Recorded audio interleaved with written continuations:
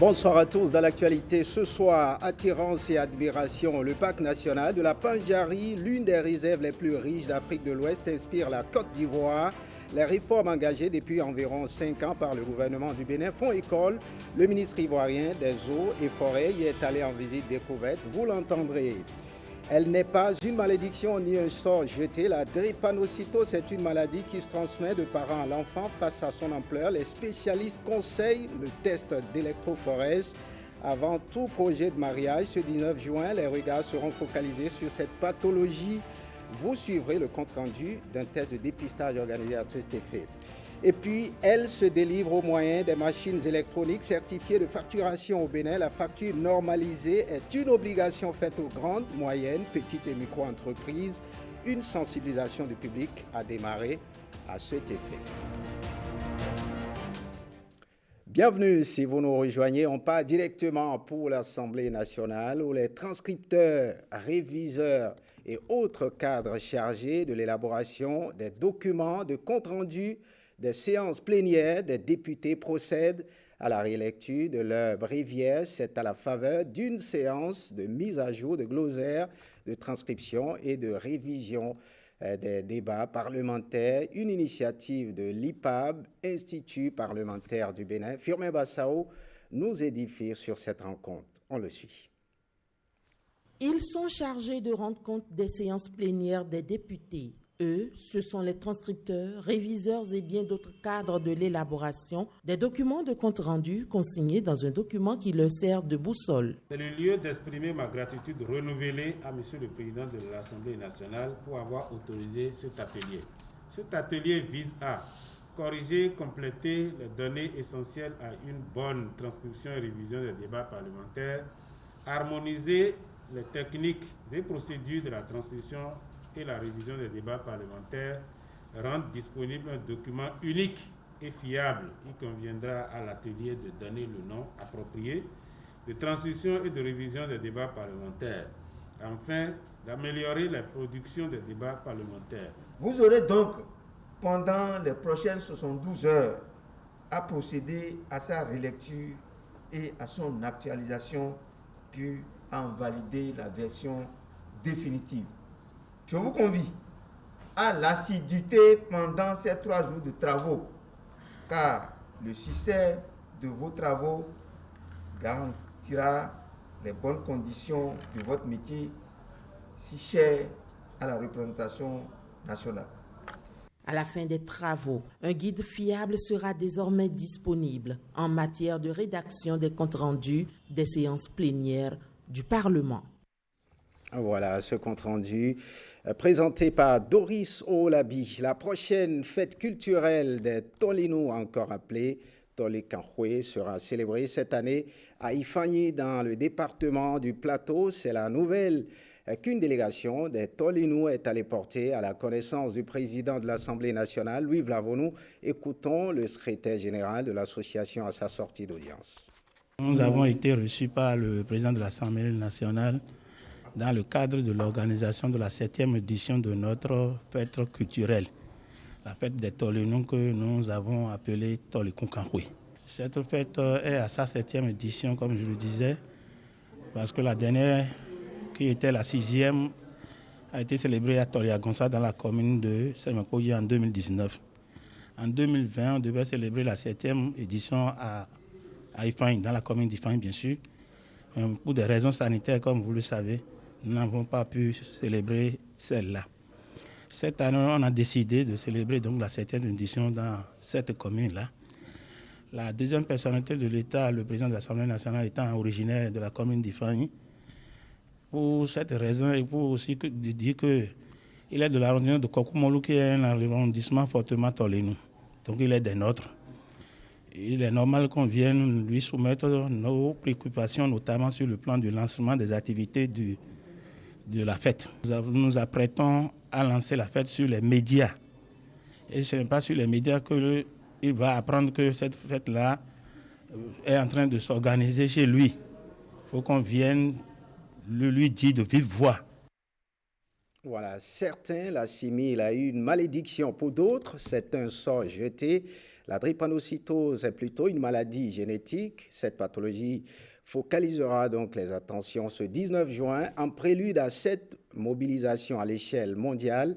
Une journée scientifique sur cette maladie est organisée avec les autres maladies génétiques qui a eu lieu donc ce jeudi à l'université d'Abomey-Calavi, une occasion de sensibilisation et de dépistage. Jean-Claude James et Simon Vion nous en disent plus. Un dépistage gratuit.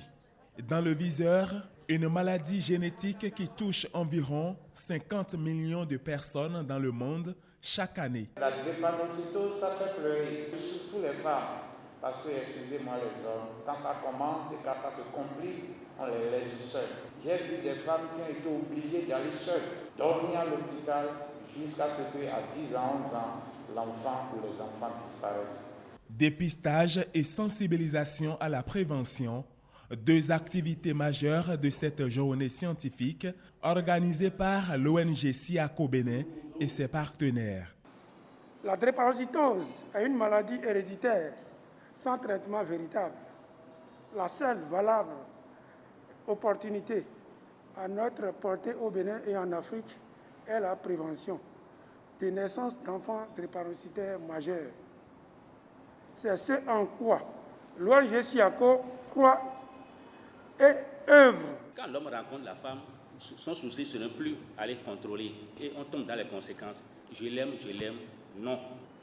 Ceux qui ne se sont pas encore mariés là, ouvrez grandement les oreilles pour écouter toutes les présentations qui vont passer par ici. Il y va de notre intérêt.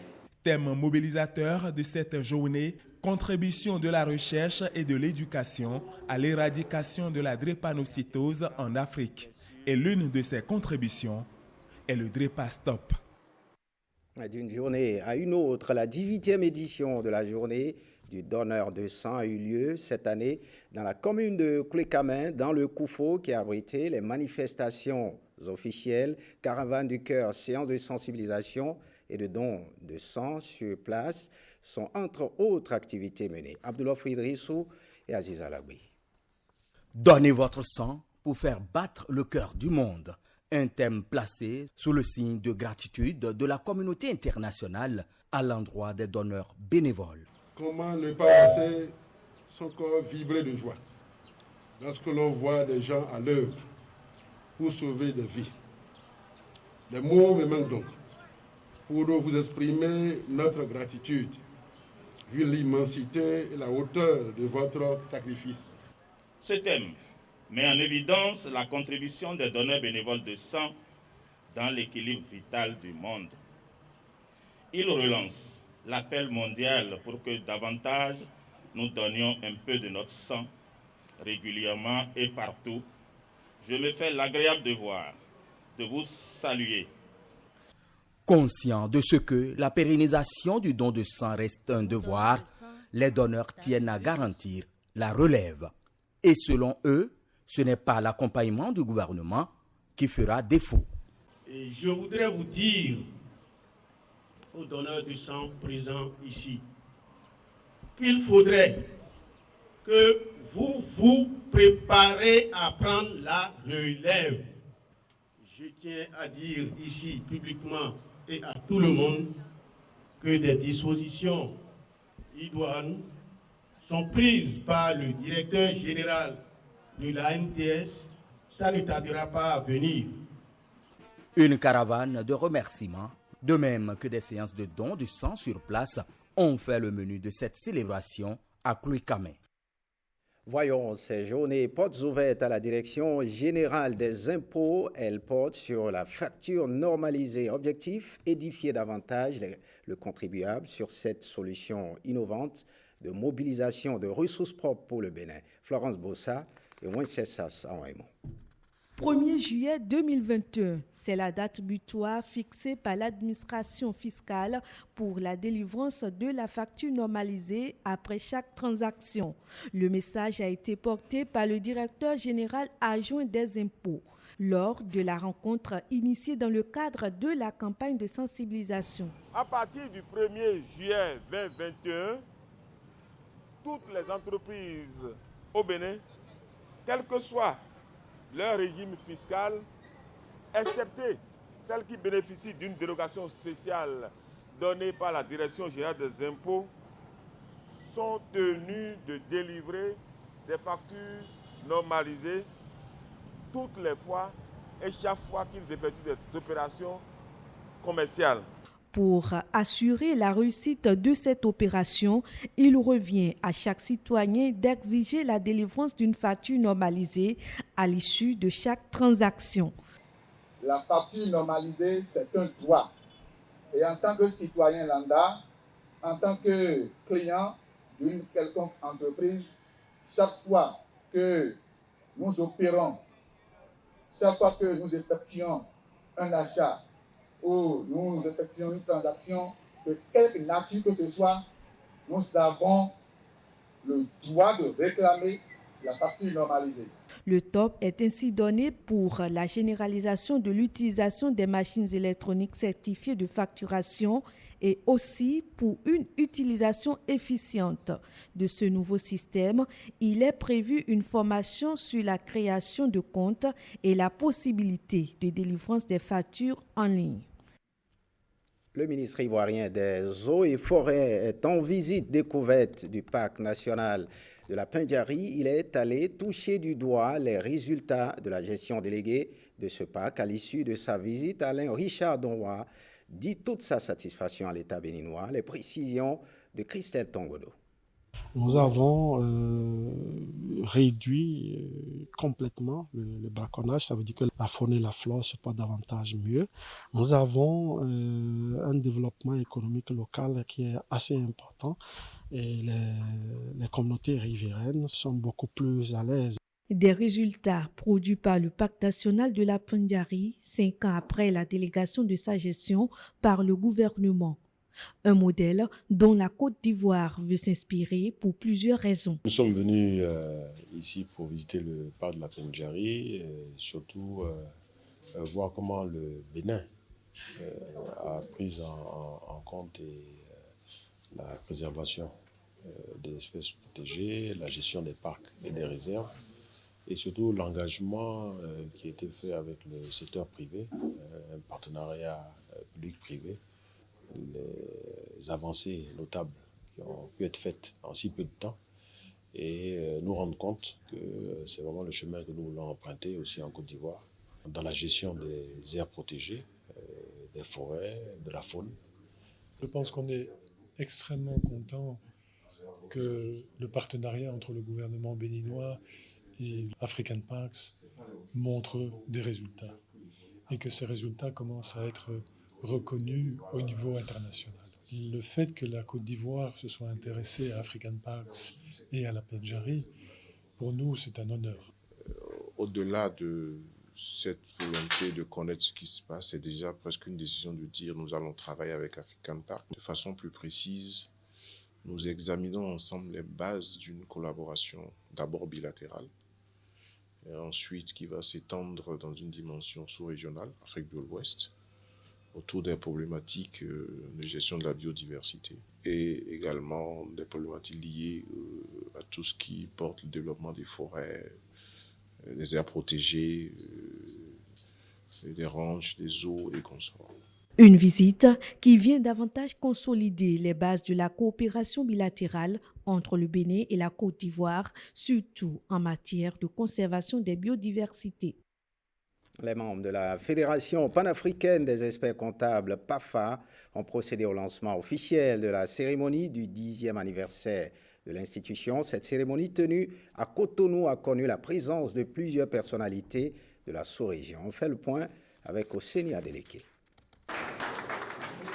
Ces experts comptables célèbrent ici les 10 ans d'existence de la Fédération panafricaine des comptables, PAFA. Vous avez donné l'exemple de l'excellence et montré la voie à suivre à nos consoeurs et à toutes nos sœurs. Vivement que cet exemple soit le plus largement contagieux. Cette cérémonie va permettre aux acteurs de poser des jalons pour s'engager véritablement dans la maturité de leur institution. Donc nos membres sont soumis à cette exigence qui fondent le socle de leurs valeurs professionnelles. C'est très important. parce que nous avons des valeurs. Pour cela, nous disposons des capacités institutionnelles permettant à la PAFA d'accélérer la croissance économique et de réduire la pauvreté en Afrique.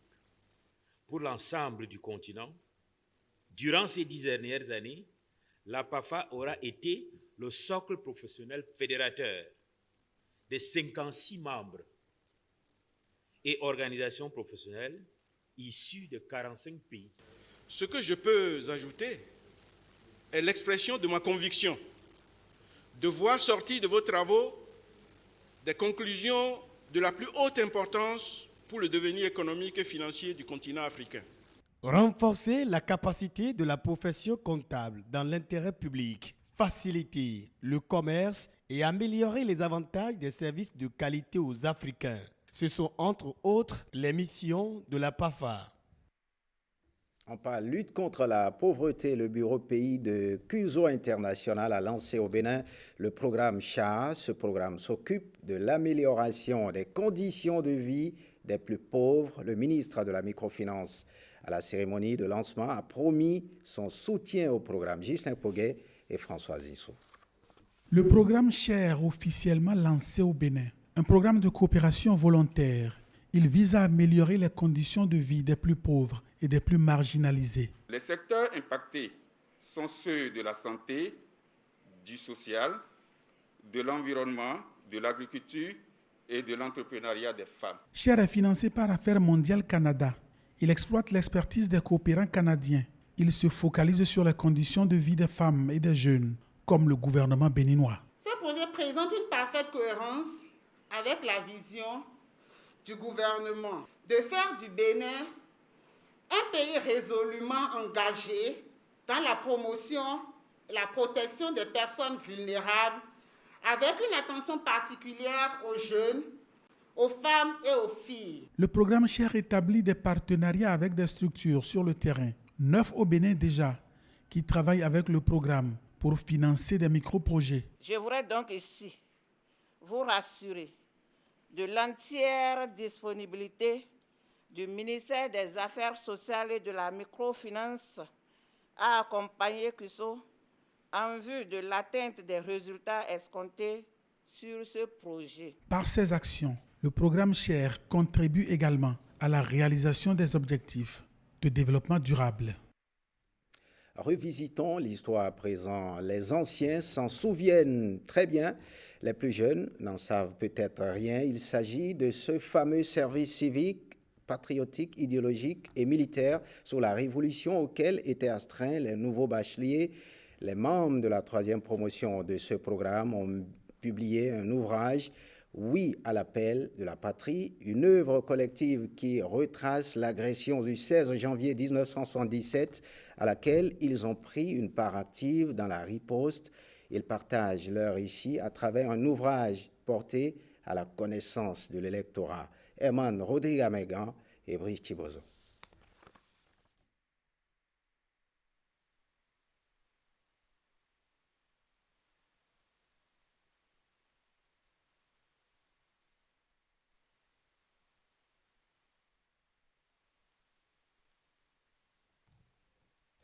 Voilà, quelques problèmes avec cet élément. Nous y reviendrons dans nos prochains journaux.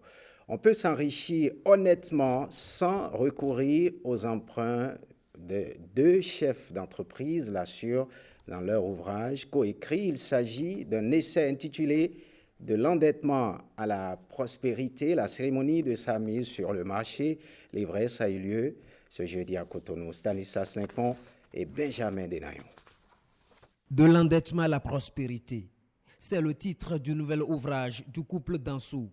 Chef d'entreprise dans la vie de tous les jours, les 2 co-auteurs fustigent le système d'endettement devenu style de vie pour certains. Il faut déjà retenir que ce ne sont pas des formules de savants ou de sachants, experts en développement personnel qui sont cités ici. Non, c'est le vécu d'un couple prospère. Ce couple écrivain a osé d'une part dénoncer l'endettement tous azimuts en bravant les critiques des systèmes financiers et même des personnes qui ploient sous le poids de la dette et qui pensent qu'ils ne peuvent s'en sortir que par la dette. Si nous pouvons ne pas nous endetter, c'est mieux. Dans cette œuvre de 215 pages rédigée en 4 parties, le couple propose au lecteur des méthodes adoptées afin d'atteindre les sommets de l'opulence sans recourir à l'emprunt. Il y a beaucoup d'autres possibilités pour financer ces projets. Ne donnons pas l'apparence de ce que nous sommes riches alors qu'il n'y a pratiquement rien. Nous sommes conscients que ce que nous vous proposons aujourd'hui n'est pas facile. Mais nous pouvons vous affirmer que c'est possible d'être prospère sans être endetté. Nous l'avons expérimenté et nous continuons de l'expérimenter. Déjà, les fous de lecture se bousculent pour se procurer le chef-d'œuvre de Luc et Inès, un couple qui partage avec un public plus large son secret de prospérité.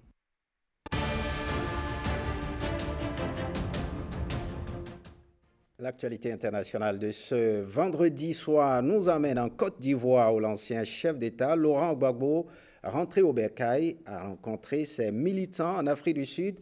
La population se fait vacciner contre la Covid-19. Le point avec Blaise Adampo et Florence Bossa. En Côte d'Ivoire, l'excitation est totale depuis l'arrivée de Laurent Gbagbo.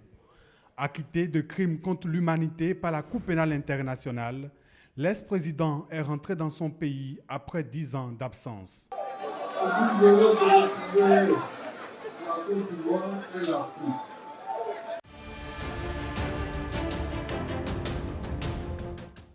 À l'approche de la Journée mondiale des réfugiés, le Haut Commissariat des Nations Unies pour les réfugiés a publié son rapport sur les déplacements forcés de population pour l'année 2020.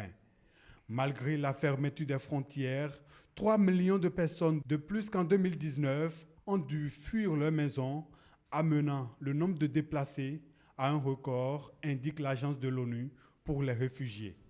Les déplacements internes sont une tendance inquiétante selon le haut-commissaire Filippo Grandi.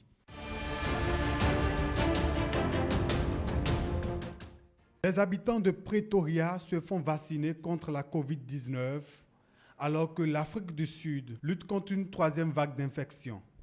Pays officiellement le plus touché du continent africain, l'Afrique du Sud a enregistré mercredi plus de 13 000 nouveaux cas de Covid-19, soit le nombre de nouvelles infections le plus élevé en 24 heures ces 5 derniers mois, selon les statistiques. Le président Cyril Ramaphosa a étendu mardi le couvre-feu nocturne et limité la vente d'alcool pour tenter de contenir une 3e vague de la pandémie. Pendant ce temps, des milliers de volontaires et de responsables olympiques ont commencé à être vaccinés ce vendredi à Tokyo, près d'un mois avant les Jeux. Les organisateurs sont désormais dans la dernière ligne droite avant la cérémonie d'ouverture, prévue le 23 juillet, et se démènent pour finaliser les règles anti-Covid et faire vacciner le maximum de participants à temps. Le Comité international olympique a fait don de suffisamment de doses de vaccins pour 40 000 personnes, dont le personnel des aéroports, les journalistes locaux et les arbitres olympiques.